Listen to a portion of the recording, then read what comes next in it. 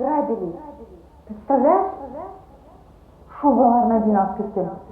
Не то что алтын, бриллиант. Нас ограбили, говорю, вставай. Нас ограбили? Куда сақтасын, не нас, Нұртаса, соседа нашего.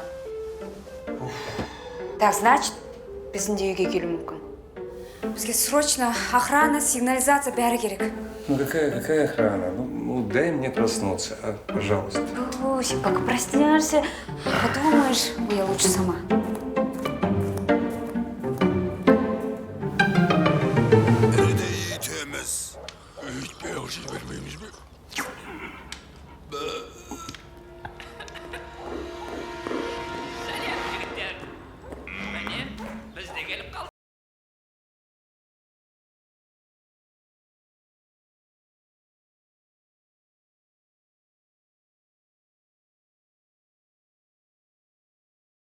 Я тебе говорил, тамақтан басқа. У тебя есть смысл жизни, а? Тамақтан басқа ойлауға тұрарлық не бар өмірде? Как это не бар?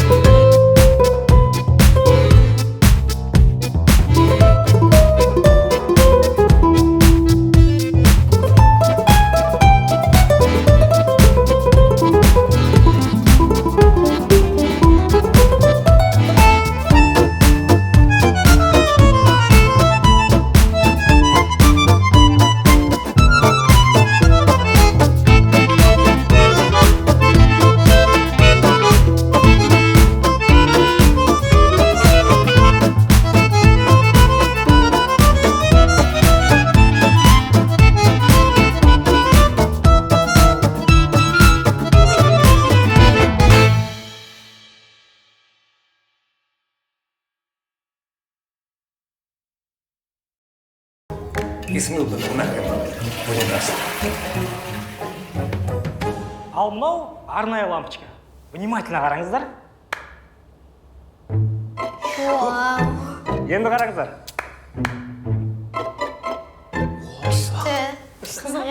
Назгүл әпше, срочно ләмішкін алып қой көрік үйге. Мына жігіттің басқасы, молодец. Айтпақшы, сіздерде үйге кіретін басқа да есіктер бар ма? Или осы бір-ақ есік бар? Жоқ, арттан келген кезде арт жақтағы да бір есік бар ғой. А может, ты еще и наши спальни покажешь, а? Ассалаумағалейкум. В принципе, спальникті көрсек болады негізінде. Біз ақылды үйді орнату үшін басқа да бөлмелерге кіріп, көріп шығуымыз керек. Оны қой бір, мана жаңағы ләмішкін кез келген дауысқа жаны өше бере ма? Әрине. Онда спальниге қоюдың қажеті жоқ десе. В смысле, Жігіттерден ұятпады ғой сендерші. Сосын сіздерде не бар дедіңіз? Бізде мынандай нәрсе бар. Бұл аулаға қойылады. Егер де үйіңізге бөтен адам кіретін болса, онда телефоныңызға бірден хабарламай береді. Ал егер телефондарыңыз өшік болса, онда полицияға хабар береді. Қалай? Вот, точно осындай нәрсе маған керек еді. Мен как раз таңертең ғана Серікке айтқам, бізге система службы безопасности керек, потому что көршілерге ұрып түсіп жатыр. Жигитер, в общем так, вот это вот все забирайте и уходите. Нам сейчас нет до этого дела, понятно? Так что давайте, дверь открыты, до свидания, до свидос, давайте. Хотя бы визиткаңызды алып қаңыздар, а вдруг ойланып қаласыздар? Ойланып сіздерге хабарласамыз. Да, Серік? Да. Пойдем. Жақсы. Жақсы. О, жүзді. Әжептәуір ақылды деген программа еді ғой, не қылдың? Откуда ты знаешь, что они, а? А может, это грабители, которые пришли к нам в дом, чтобы изучить его изнутри, а? В общем так, никаких умных домов, ясно? И вообще, зачем тебе умный дом, а? Зачем дегеніз? Айтып тұр ғой, ақылды и... Умный дом – это не так, как ты понимаешь. Они не приходят домой и не распашут по наши окна и двери, понятно? Серік, не доставай его. Он все понимает, не маленький же. Ну вот именно, что не маленький, а балуется как маленький. В общем, надоелсыңдар бар ғой. Шаршап кеттім мен. Кетем мен. Кет ты. Санжар. Санжар аға. Серік, қош.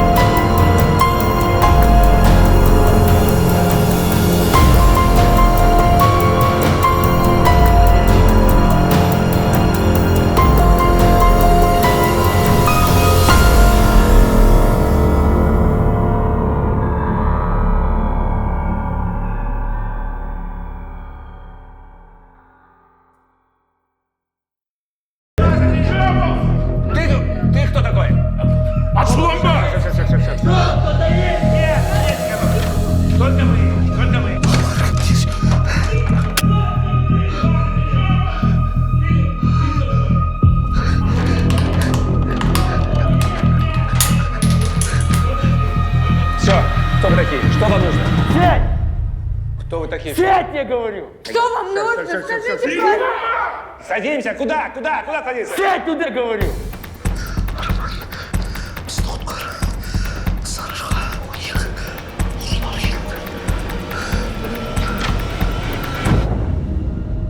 Серик, кто они такие? Что им Ребята, кто вы такие? Что вам нужно? Кто вы такие? Да не напрягайся ты. Все равно нас не знаешь. А вот мы тебя знаем. Я давно ждал этой встречи. Білебедім сен үшін екен. Что ты натворил? Кім мыналар, а? Ребят, если мой муж накосячил, говорите с ним лично. Кішкентай қызда нелерің бар? Воу. Отыр. Отыр.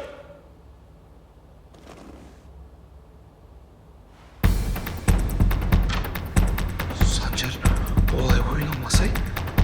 Кім ойламады?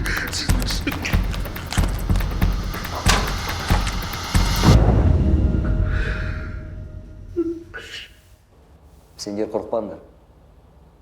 Проблема не в вас. Проблема в нем. С тобой у нас долгий разговор будет. Вам нужны деньги, да? Ну, я не такой же богатый, как вы думаете. Ну, дома у меня есть в сейфе, 1010 долларов. Ну и все, забирайте и уходите. $10? Я? $10 бар. Ну да. Слушай, ты, если ты считаешь, что мы из-за твоих денег здесь, то ты ошибаешься, понял? Мы не грабить тебя пришли. Тогда к чему весь этот цирк, а? Цирк, говоришь? Кем? Может, ты нам объяснишь? Где цирк, а где правда, а? Клоун! Что за цирк ты натворил? Айтсайшы енді. Да ничего я не натворил. Ты разве не видишь, что это какие-то мелкие воришки ходят? Слушай, ты урод! Ты... Это из-за тебя моя жизнь под откос пошла, понял? Из-за тебя я в таком положении сейчас. Что-то я вас не понял, ребята. В чем ты меня обвиняешь, а? Хватит говорить загадками. Говори, как оно есть. Если ты не вор, то кто тогда, а? И ты решил напугать мою семью? И прыгать бандитов, что ли? Ты узнаешь, кто я. Обязательно узнаешь. Кішкентай балаң көзінше боқтамасай. Шапшозын, да?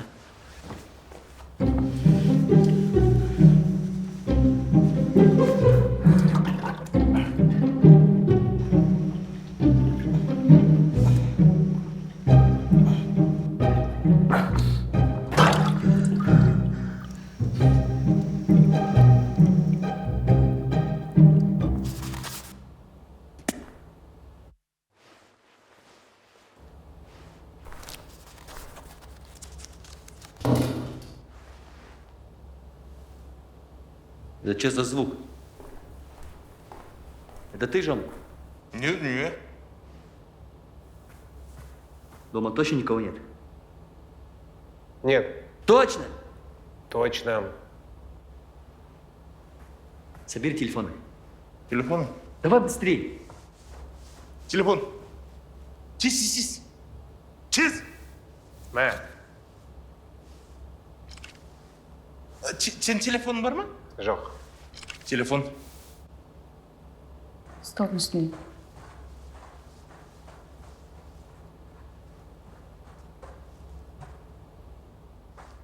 Мен екеуінің телефон. Хочешь узнать, кто мы такие? Ну, давай поговорим.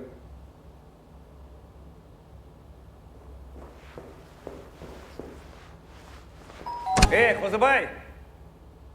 Что случилось? О, Сека, қалайсыңдар? Не, ұйықтабасыңдар ма, не болды? Ашып жатсыңдар ғой. Да нет. Убираемся дома. Қалай убирайым? Сека, өткендегі алған сатыны бар ғой, алып келдім. Рахмет, үйге кіріп тастап кетейін. Мы с тобой сделать так, чтобы ты не зашел домой, понял? Ты меня понял? Понял. Сека, қалайсың? Жақсы. Дастархандарың қайда? Айтпақшы дастархан демекші, адам керештерің қайда, Қозыбай! Адам керештерің қайда, қонақжайлықтарың қайда, Қозыбай! Қазақшылықтарың қайда? Қозыбай. Қазақта үйге жылан кірсе, басына ағайран қойған. Қозыбай! Ағайранның орнына арақ құйсаң, жылан мәз болған. Айбай, басым ай. Қозыбай! А быстрее нельзя было сделать, а?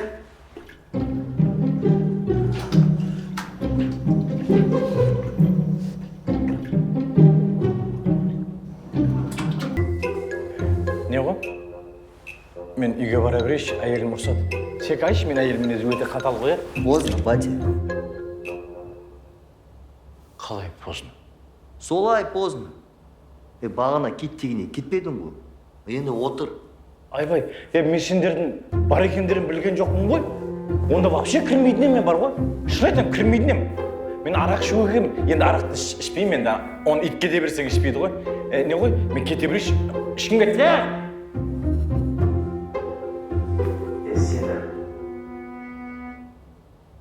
Көңіліңе келсе де айтайын. Мен әйелім дұрыс айтқан. Аны араласпа деді. Секамен араласпа деді.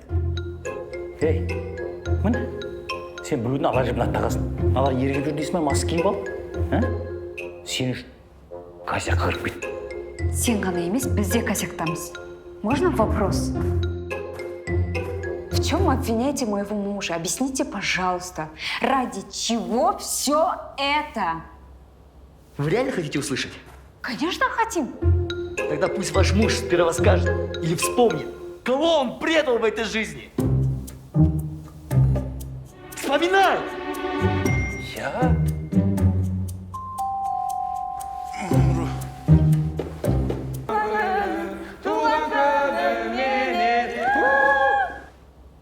Қоян, бүгін кімнің туған күні? Бүгін бізде Әрине, Айнұр әпшеге туған күн. Бәріміз қошеметпен Айнұр әпшені ортаға алып шығайық. Туған күнің менен.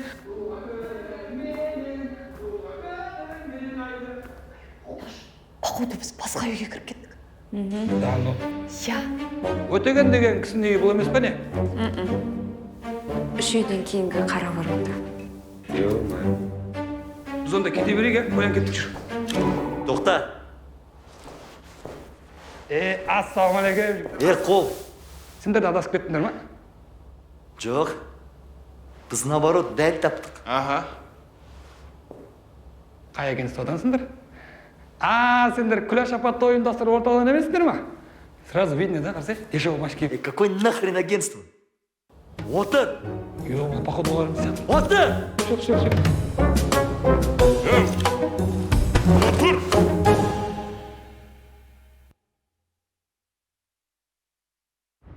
Айдеке, бүгінгі жететін шығар, жұмыс біткен шығар бүгінгі. Хватит, наверное. Ты сказал, чувствуешь, давай, носымнан. Құйма. Оң, Айдар Сартаевич, майор алып отыр бүгін. Жумаймыз ба, ема? Айдар Сартаевич, құттықтаймын. Это серьезный повод уже. Жұмысты болсын. Негізі сендер ше, ішкендеріміз, жегендерді сол орын жүр. Жаңа сияқты депутаттар мен жемқорларды, поняли, полицейлер. Рот закрой, а? Ты же не умник. Айдар Сартаевич, не істейміз ана?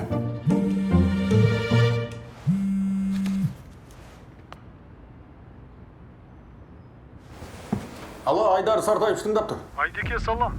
Бізге хабарлама келді. Сарыарқа 12. Ол сенің участогың ба? Иә, ол аймақ маған қарайды. Короче, білмеймін. Сообщение бойынша сол адреске бандиттер напали. Сарыарқа 12 дейсің? Иә, Сарыарқа 12. Иә, есіме түсті. Ол жерде врач кісі тұрады, иә. Әйелі мұғалім. В общем, интеллигентный адамдар ғой. Может, ошибка. Ошибка или нет, сообщениеде солай жазылған. Айдеке, на всякий случай тексерші, хорошо? Жарайды, әбеке. Че там, Айдек? Странно. Бандиттер напали да? Ой, кәдімгі көшедегі бұзықтар шығар, қайдағы бандиттер 90-шы жыл дейсің ба, Айдеке, қош. Стажер, құйсай өзіңе? Не, рахмет, мен ішпеймін. 50 грамм. Не. Өлі ішпейсің ба? Жоқ, ішпеймін. 20 грамм. 15 грамм. Нет. Ну, тост айтам. Ну, давай, тост айт онда. Ал, Айдар Сартаевич, жұлдызыңыз жарқырай берсін. И в погоне, и в жизни. Рахмет. Сендер де жете беріңдер. Молодец, коротко, ясно. Давай. Айдеке, кеттік, давай. Поехали.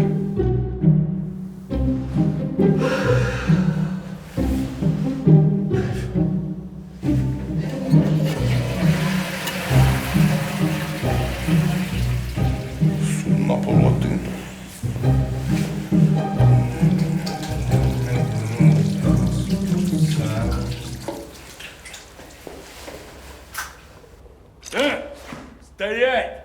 Бояться! Көтер қолды! Сен не істеп отырсың мына жерде? А? Отыр! Жақсы болды, спокойно тонайтын болдық. Тоқтатшы! Жат демен саған. Кет Акеланов кейер.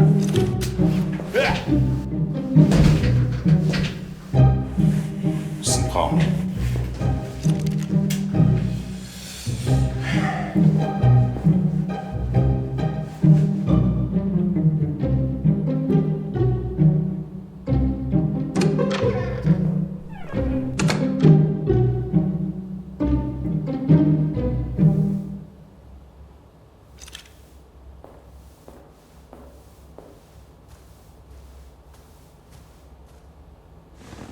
Домофон баспай қалай кірдіңдер?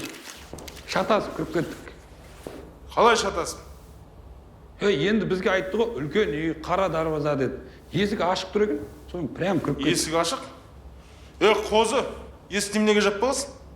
Мен енді бұл үйде бандиттер бар екен білген жоқ. Мен вообще мен сатын алып келген бар ғой. Мен бұл үйге келмеймін да. Бұл үйге аяқ баспаймын.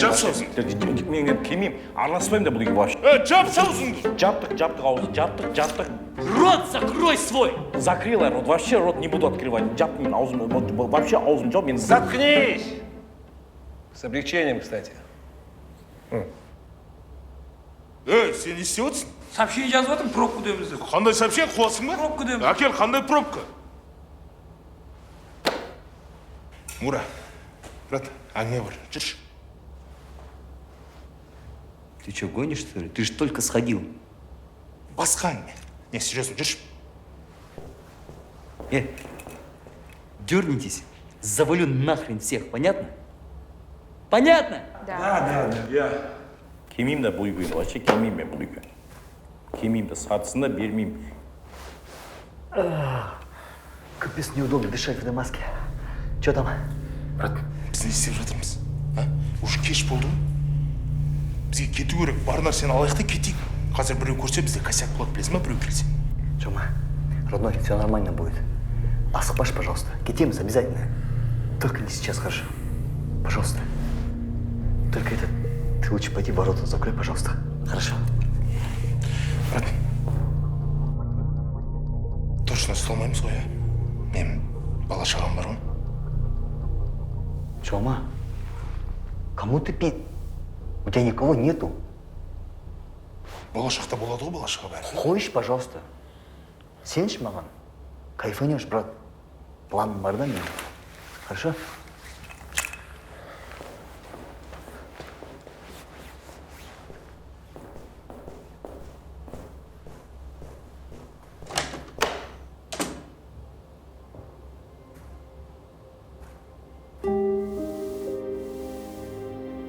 Сколько тебе лет?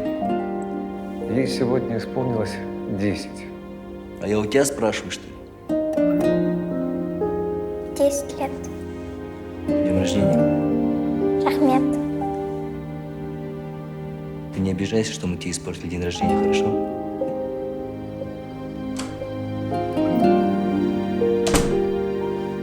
Құлттан. Жома, сейчас на 2 минуты выйду. Ты посмотри за ними, хорошо? Сен де Слышь, Жома, Маш, я не ты. Короче, посмотри за ними. Только внимательно, Жома. Прошу тебя. Я поверю. Не болды қоян? Кешіріңіз, аба жетпей қысылып кетті. Бас киім шешіп қалмай. Шешіңдер, шеш. Стиль ғой, братан, стиль. Рэпермін ғой, рэп оқимын ғой.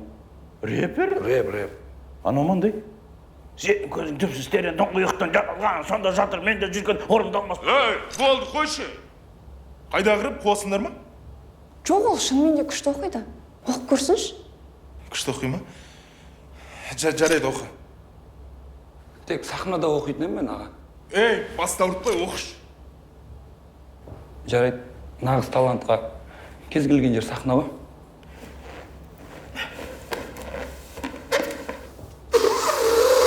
Shit, motherfucker, let's go down. Shit, motherfucker, let's go down. Беш, маған беш.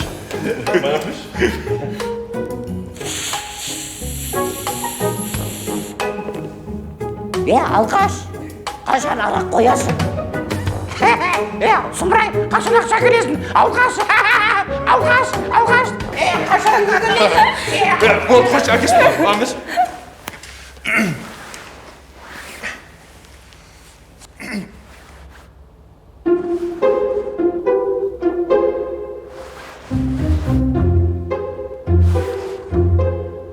Сижам сөйлем. Тағы да сил, тағы да. Жылы тәтті ұл тарады. Қаныма. Болды, түсір аяққа. Түсір деймін. Түсір деймін.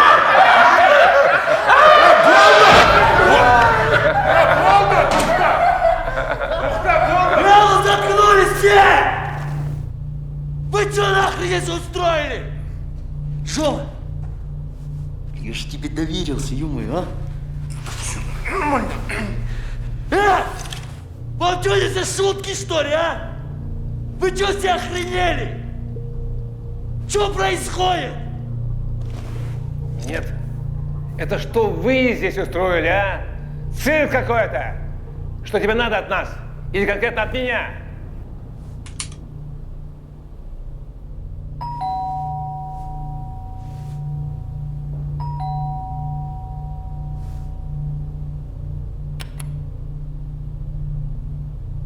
О, это Калима, жена нашего Козыбая.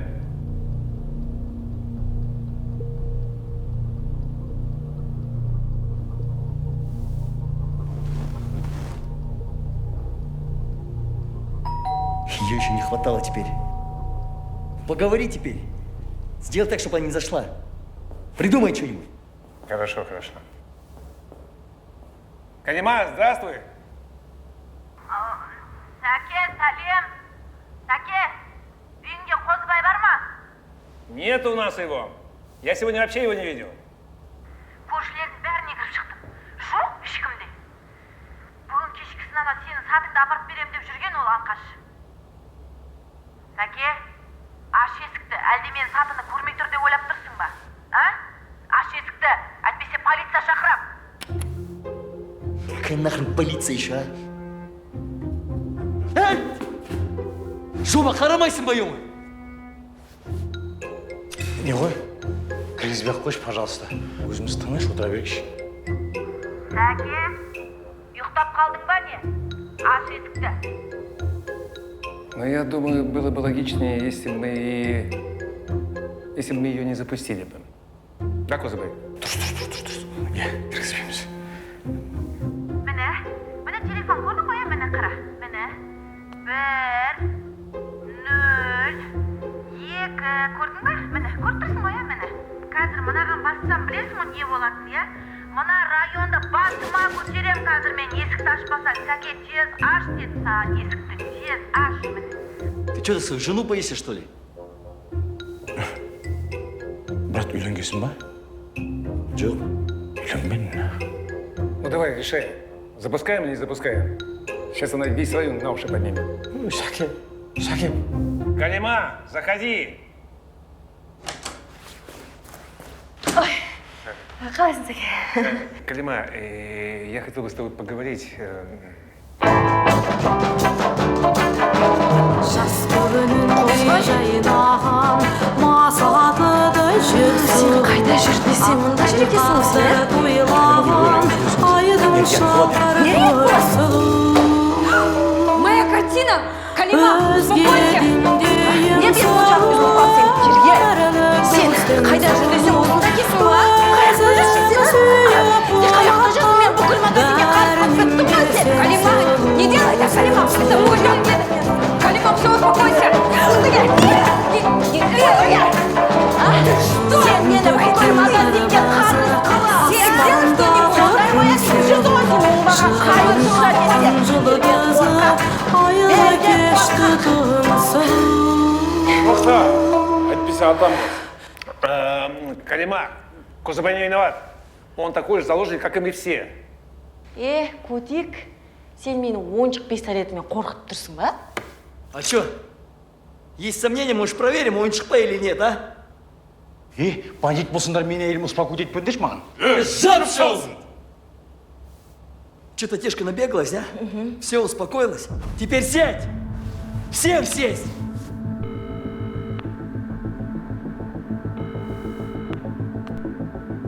Браш көтермеді ғой. Тыныштық болса екен. Мора, даже не істеп жүрміз, а?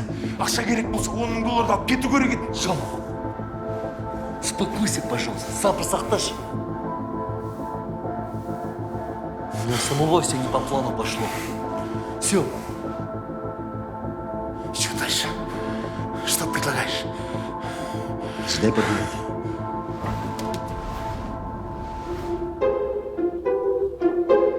Кузыбай, значит так.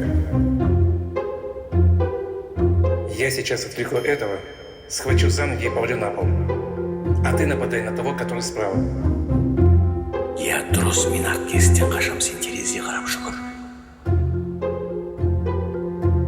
Главное отобрать пистолет. Келсем, главное тез жүгіріп шығып кету. На счет 3. Этот план. Так, я понимаю, что все устали, всем надоело. Ренжімеңдер, ашуланып кеттім. Нам тоже, в том числе, все надоело это. Поэтому хочу сказать, что...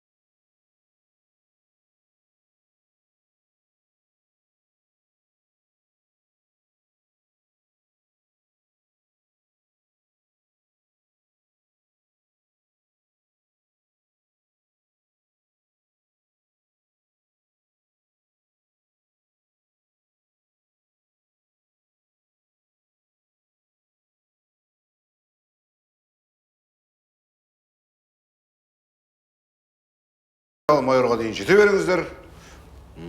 Қазақ полициясы жасай берсін. Кеттік, сол үшін. Рахмет, әбеке.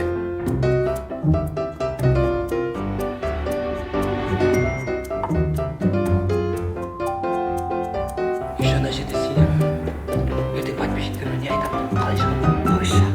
Қайда? 115 подписчик қайда? Рот закройте.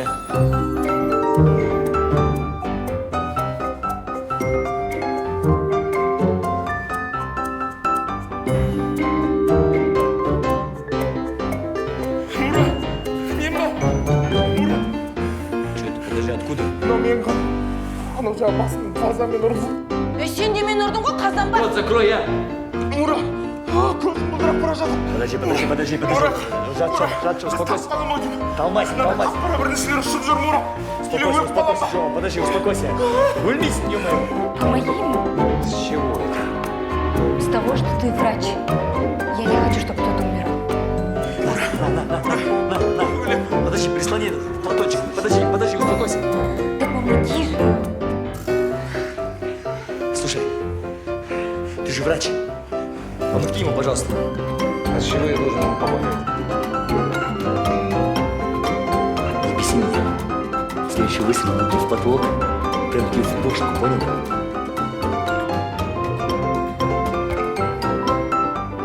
Сейчас, Жома. Сейчас поможет.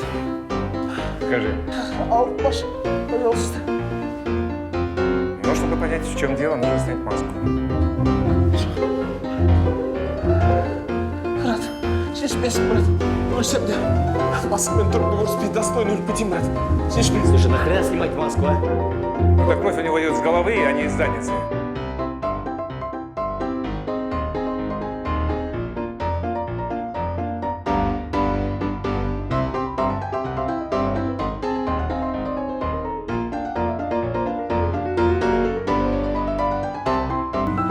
Берсейші енді.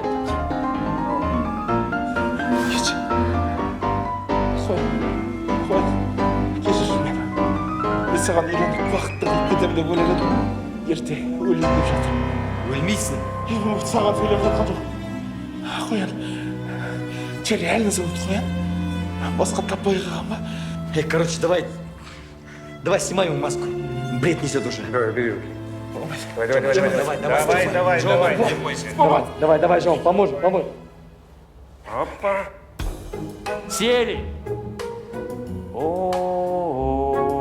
Что там? Ситуация очень серьезная. Миым көрініп тұрман. Жома, қумаш қайдағы ми, ё-моё, успокойся. Ура! Егер олай-бұлай болып кетіп жатсам, Қумаш. туған жер.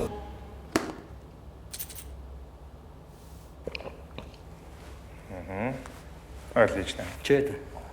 Значит так, у него очень серьезная травма. Я дал ему пенталпламагон. Это очень серьезный анестетик, который действует на головной мозг.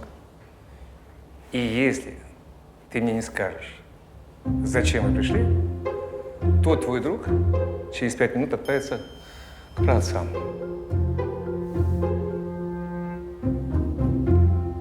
Мұрат, не дейді? Анау қанағаттандыра алмағандықтарыңыздан да қиын сөз ғой. Ты что, не зайдет, ты считаешь, да? Что ты несешь? Я жду. Мура, айтпа. До конца айтпа, Мура. Айтпа. Мен бәрібір өлем ғой. Хош бол, анашым. Хош бол, папа. Хош бол. Успокойся, а? Так, значит, да? Хорошо? Хочешь правды? Пойдем. Мне интересно, она в курсе, что она третья жена твоя, а?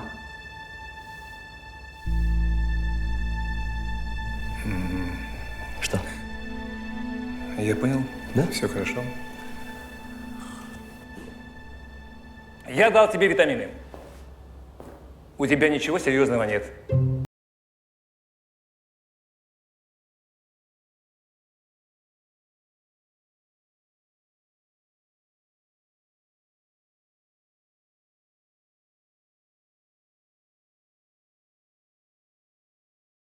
Анау қан көрсем, паниковать етіп, психовать етіп өзім қуып кетем. Рахмет сізге. Серік аға, үлкен рахмет. Конечно. Да все, прекратите эту драму. Ага. Сядь. Ага. Я ж тебе говорил, не паникуй. Не ғой? Не болды-то. Әжетханаға барып көруге бола ма? Шыда. Енді шыдағанда қанша сағат болды бұлай болмайды онда отырмыз. Жап шау, шыда деймін. Жарайды, жаптым аузымды. Шыдайым. Бірақ ескертем. Егер страшно салсидың болып. Фу, мынау не деп кетті? Мұрат, жіберші. Жарайды, баршы. Иди с ним только, проследи.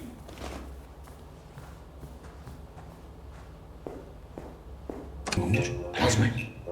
Не, милиция хабарластың ба? Жоқ. Телефон суға түсіп кеткен. Қосылмай жатыр. Ой, сен де осы өмір косячник көріп жүрсің бар ғой. Не, планыңыз бар ма? Не? Планыңыз бар ма? План? Иә. Бар. Былай болады, короче. Жүріп ортаға келесің. Соң барып бірінші дәу тұрасың. Соң барып кішкентайды астынан көтеріп құлатасың. Сөйтіп бәрін құтқарасың да, зато жездеңнің алдында авторитетің күшті болады. Жоқ, наубыз болмайды. Басқа план жоқ па? Сыртта бандиттер есті ашып беремін ғой. Жоқ, ашпаңыз. Істейсің ба? Ашпаңыз. Басқа нәрсені істейін. Қойш, қалсын, сен былай қыл. Сен фошкаға сыймайсың, мен саған жай кухняның есігін ашып кетем. Сен бір бәле қып шық та, бізді бір бәле құтқар. Біреуге айтасың ба, хабарласасың ба? Түсінің ба? Жарайды. Түсінің ба? Давай, читташ.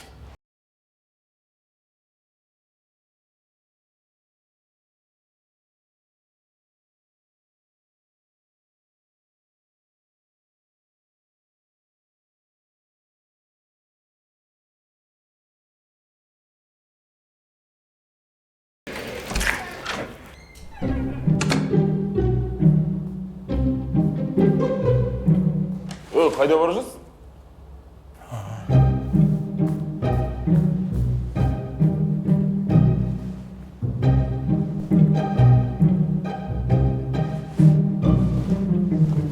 Жігіттер, біз мына жерде түк қатысымыз жоқ қой.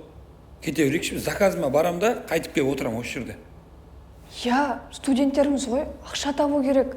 Жібересіздер ме? Вы что такие трудные, а?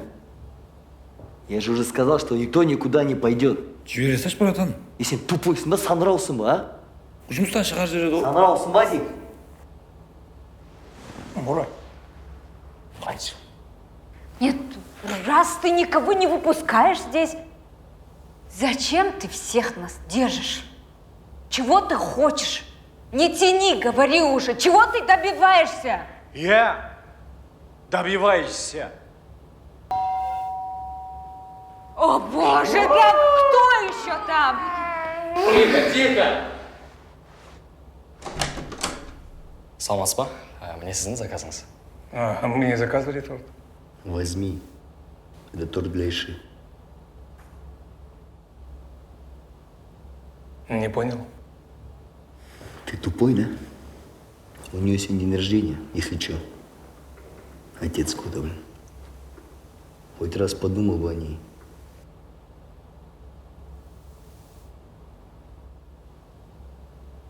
Ты идиот. Мы сегодня собирались в горы. Если бы ты не помешал. И вообще, какое твое дело? Думаю я о своем ребенке или нет, а? Торт возьми. Торт возьми, говорю.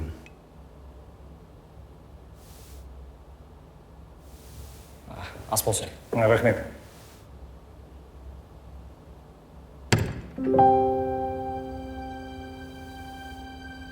Давай, отстави. Что там, брат, тыныштық па? Да нормально все. Для Иши торт привезли. Торт для Иши. Торт? Ура! Кім алып келді? А это папа тебе сюрприз сделал, да? Пап, рахмет! Ой, с днем рождения тебя, туған күніңмен, родная моя. Жан, сен бізге ренжімеш. Биыл да туған күнін құртылды. Мы не хотели так. Я не обижена. Папа мен мамам қасымда болса, болды емес? Ой, ты моя родная. Әке, мен тортты кесіп алып келейін. Кәлима, я сама. Ой, маған қиын емес, маған Өзім деймін, сен пышақтың қайда тұратынын білмейсің. Ой, не болды, 10 жыл болды ғой көрші болып тұрғанымызға, не болды?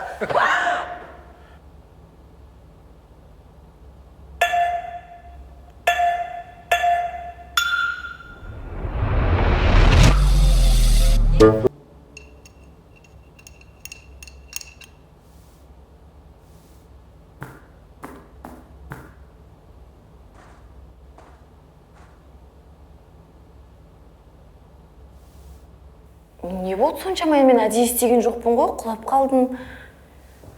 Мынау тәп-тәтті торт. Жеуге болады. Сәке көрші.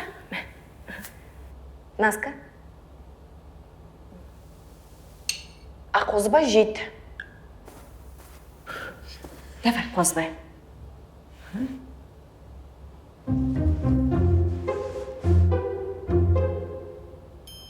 Досым, мені құтқаршы. Тебя уже не спасти, друг мой. Сен мені түсініп тұрсың ба? Да, понимаю тебя, брат. Серік, сен біреудің отбасына араласпа.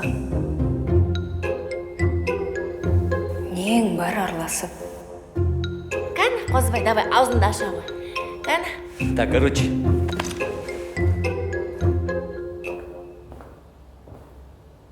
Вы все спрашиваете, зачем мы сюда пришли? Пришло время рассказать все.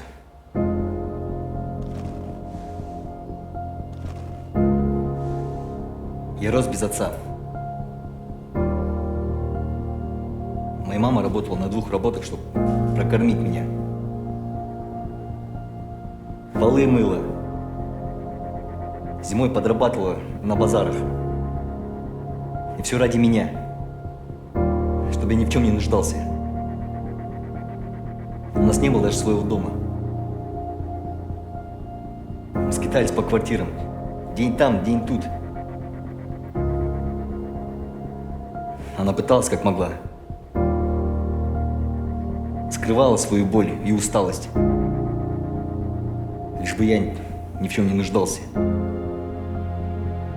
Но однажды она заболела. Но все равно работала. Ради меня. Понимаете? Конечно, понимаю. Очень грустная история. Мне вас жаль. Твою маму жаль. Но сенің әңгімеңе мен күйеуімнің қандай қатысы бар? Қатысы бар. Потому что твой муж...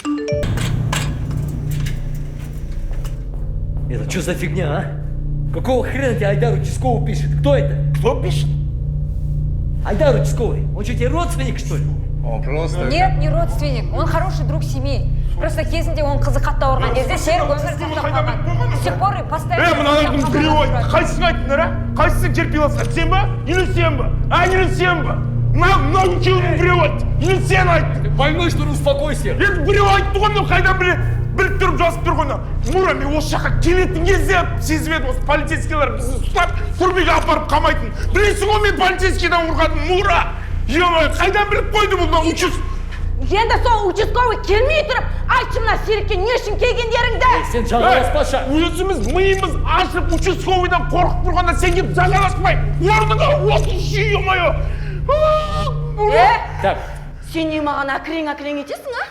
Бір емес, екі емес, не тамақ бермейсің, не әжетханаға жібермейсің. Айт не үшін келгеніңді. Қозбай, әйеліңді алып кетші. Натуре, успокой ее, блин. Даже жоқ.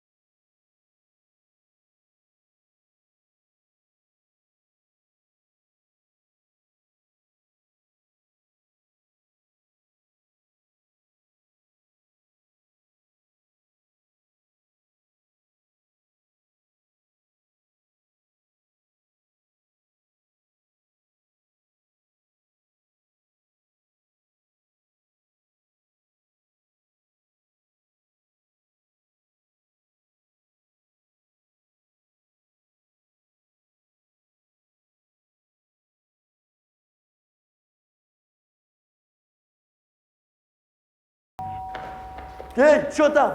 Мура, все, бітті бәрі. Мура, все. Не бітті, не бітті.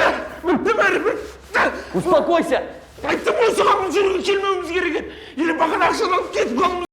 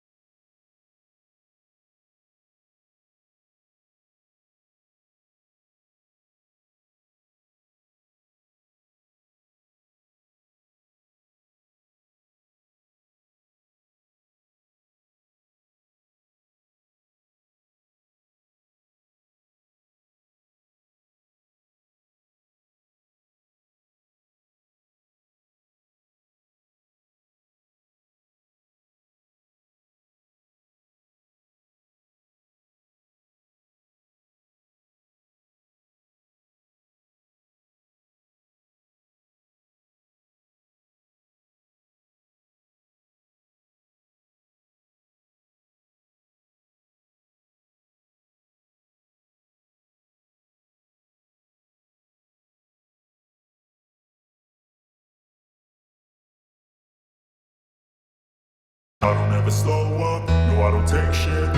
сынок, давай остановимся, а? Ты мне все расскажешь. Как это? В смысле, сынок?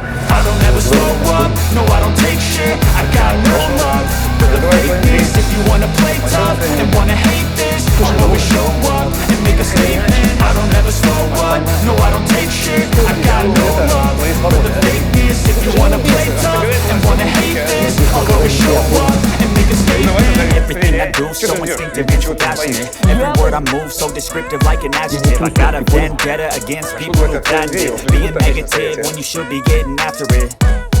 I got facts over tracks, this and that. Spitting slow, speaking fast. I could roast, I could gas. Think I'm okay at last, but I don't know if that can erase all the past. And the pettiness, a reflection of the emptiness. Hilarious, you think you're worth my time, you're delirious. Mysterious, because you hide behind a fake exterior. Inferior, you know I'll always be a bit superior. Get off of me, this ain't no humble brag. I want you to hear words, you can say them back. I want you to feel free from the chains that last, and to believe in what you got, it was built to last, yeah.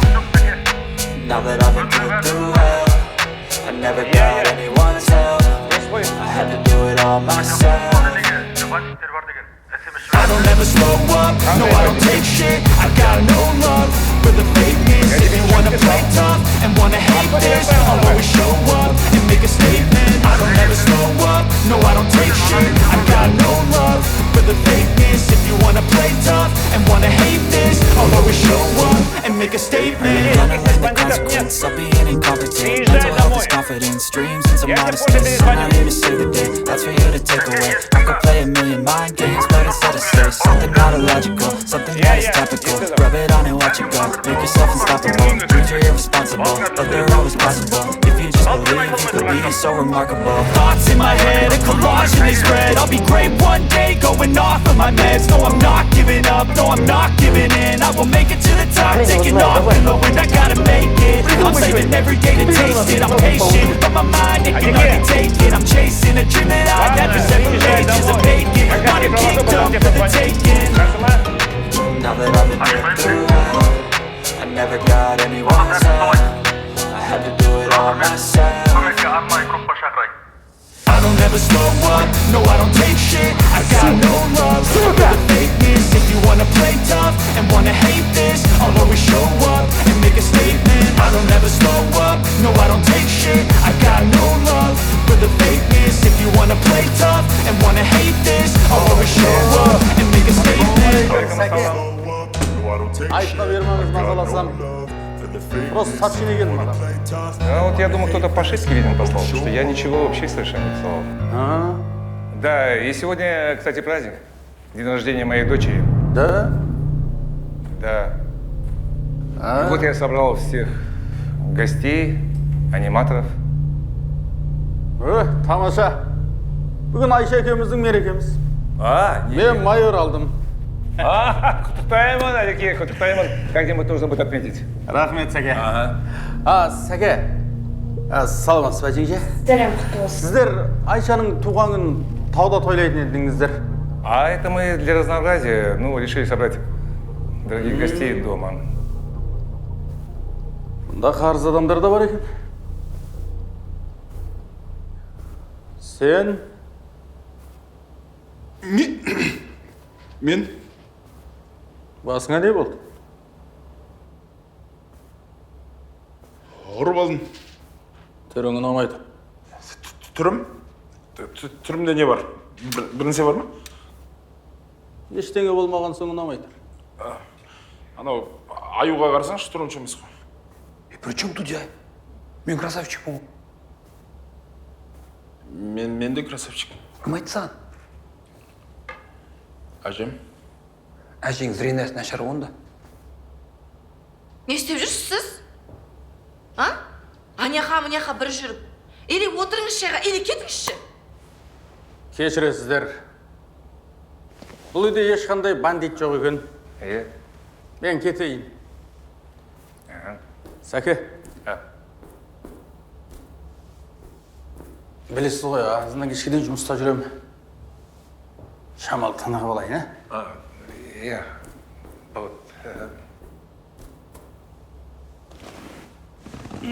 Ох!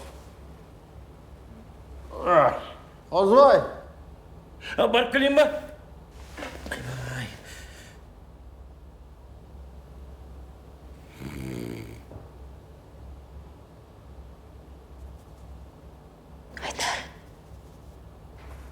Вы что уставились? Сядьте. Сядьте, говорю.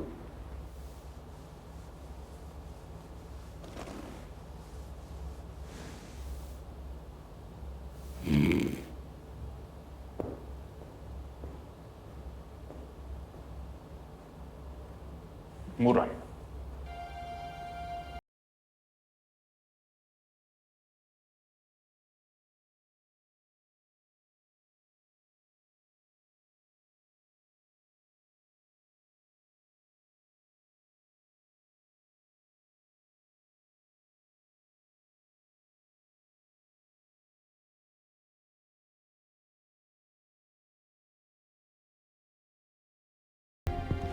Какой долг? Я ему ничего не должен. Должен. Еще как должен, Я понятно? тебя первый раз в жизни вижу. Слушай, мы с тобой еще разберемся. Сядь, Жома. Пожалуйста. Чуть-чуть осталось. Потерпи. Прошу тебя. С бандитом спа? Или с террористом спа? А? Да мы же простые ребята с базара. Түрлерін қарашы. Они все напуганы. Анау кішкентай қызды қарашы. Әбден қорқытып біттік бейшара. Все, брат. Дальше сам.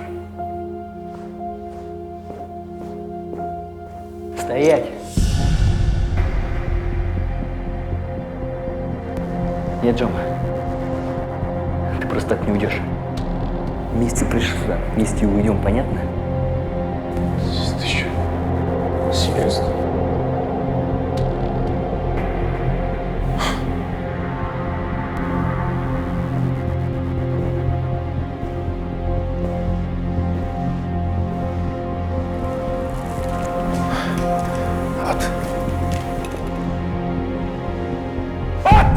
Тихо! Тихо. Давайте без этого. Мура, отдай мне пистолет, а? Или хотя бы опусти. Ты вообще не вмешивайся, понятно?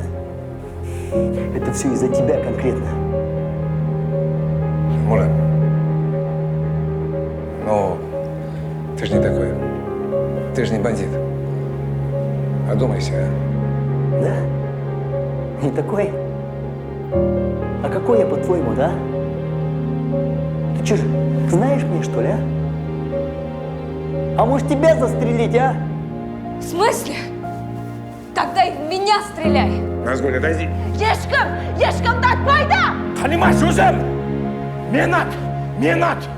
Атпасаң риза болатын. Не болып кетті? Одан да мен ат. Жоқ, қоян.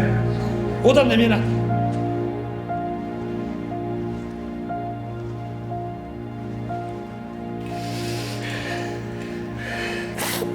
Ешкімді атпаңыз.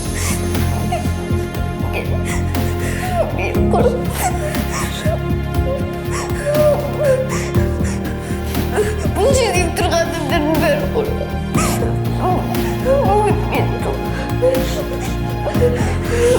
Мен туған күнді жақсылап атап өткім келді.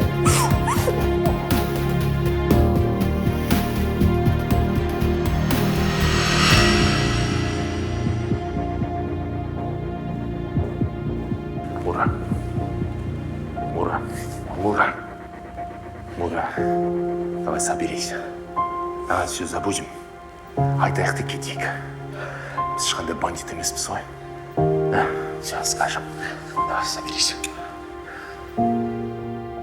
Только, пожалуйста, не вмешивай в это моих родных и соседей.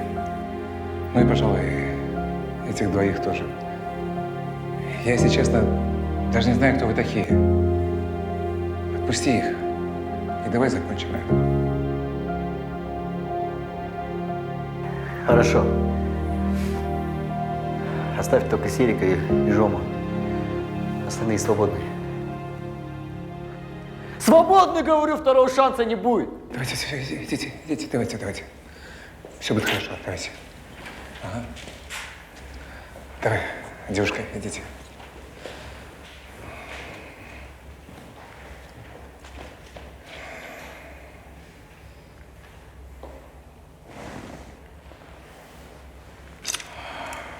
Ал жігіттер, рассказывайте.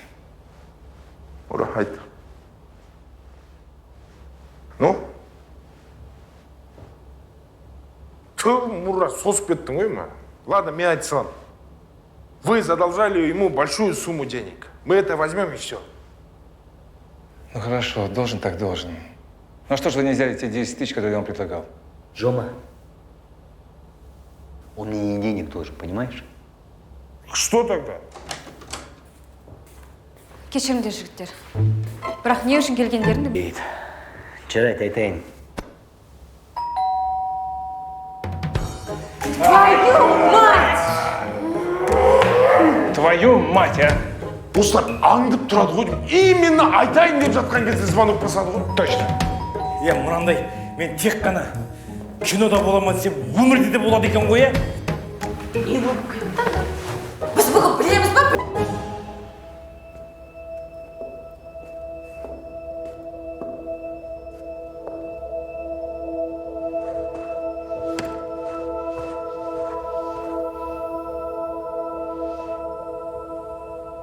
Балам, бұл не?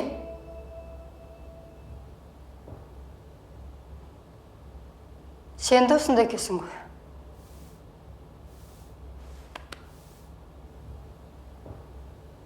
Жамал? Это ты?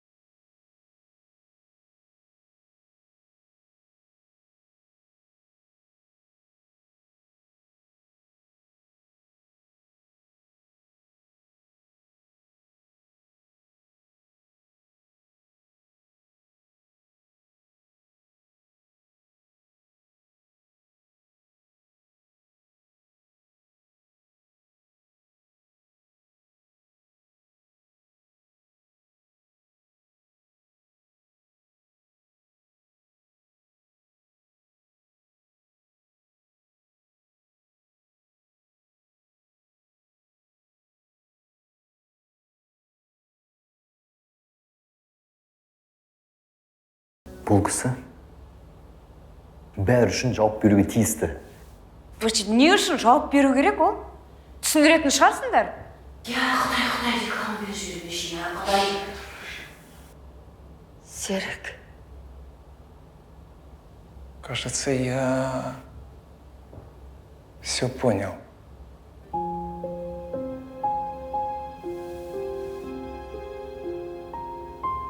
Серік, балам, саған оңай тимесін білемін. Бірақ Жамал келіннің келгеніне 5 жыл болды. Әлі құрсақ көтерген жоқ. Уақыт деген зымырап өтіп жатыр. Ал менің немере сүйгім келеді. Енді мам, не істейсіз маған? Сондықтан өзіңнің бағыңды байлама. Жамалды таста. Жібер үйіне. Мам.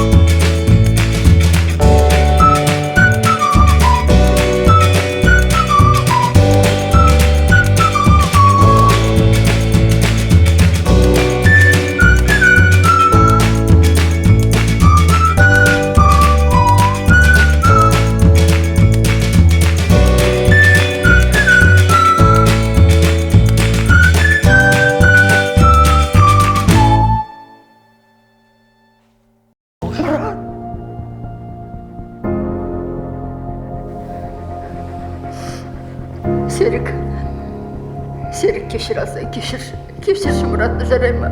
Ол ақымақтық жасады. Барлықтарыңды кешіріңдерші. Кешіріңдерші, ол сендерге зиян тигізді. Мам.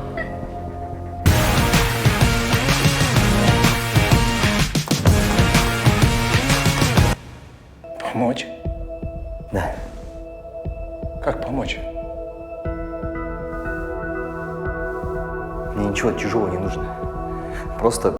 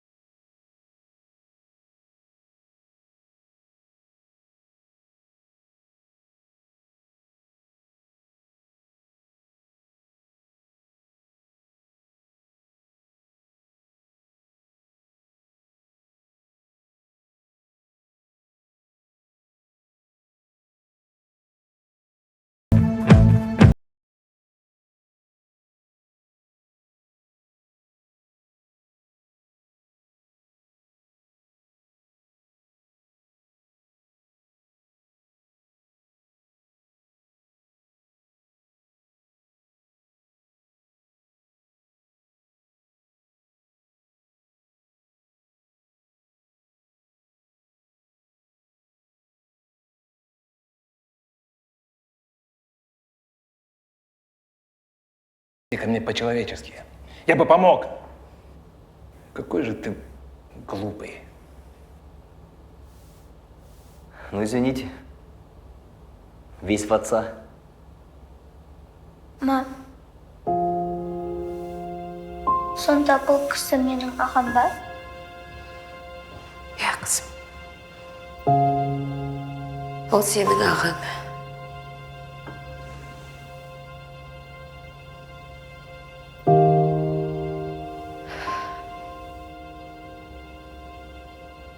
Айша. Кешір. Сен туған күнін бұздық. Мен ренжіген жоқпын.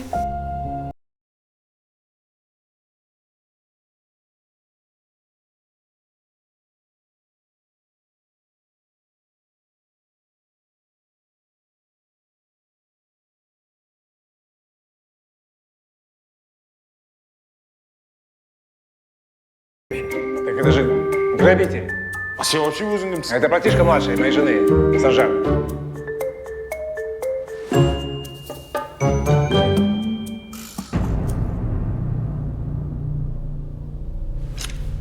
Көтер қолыңды. Артур. Қимылдама. Живой. Қозғалма, қолын көтер. Список работай! Ничего мало!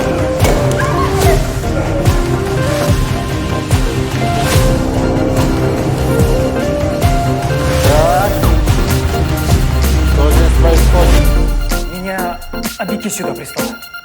А они трубку не брали. Из-за этого мы вас сюда позвали. Майор, не болды?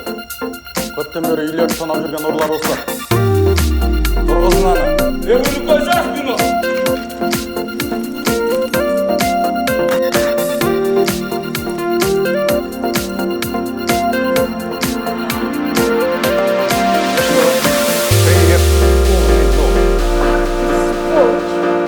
Сома, забираем двоих. Снимается. Отправляйте! Сержант.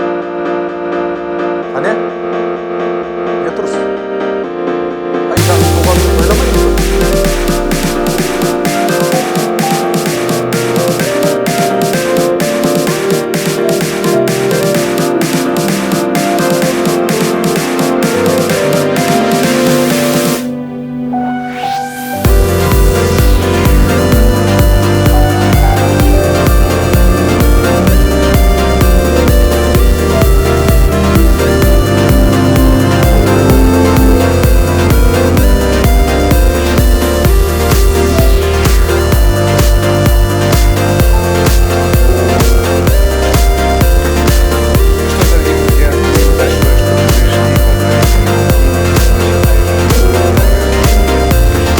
Спасибо большое, Адике, тебе. Спасибо большое. Аю! Мен бүгін жұмысқа бармадым. Молодец! Торт!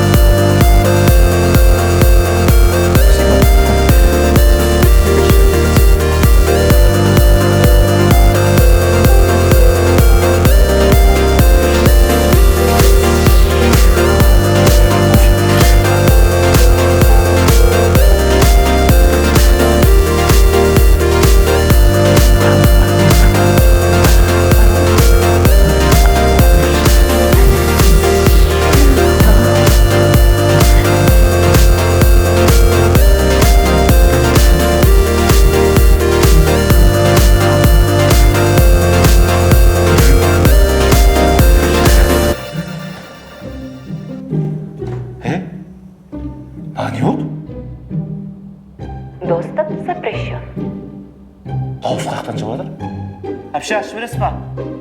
Назовите кодовые слова. Қандай кодовый слова маған ешкім ештеңе айтқан жоқ қой. Чтобы открыть холодильник, скажите параллелепипед.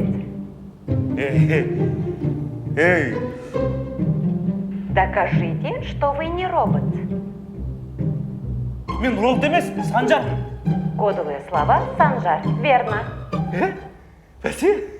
Сөйтсе?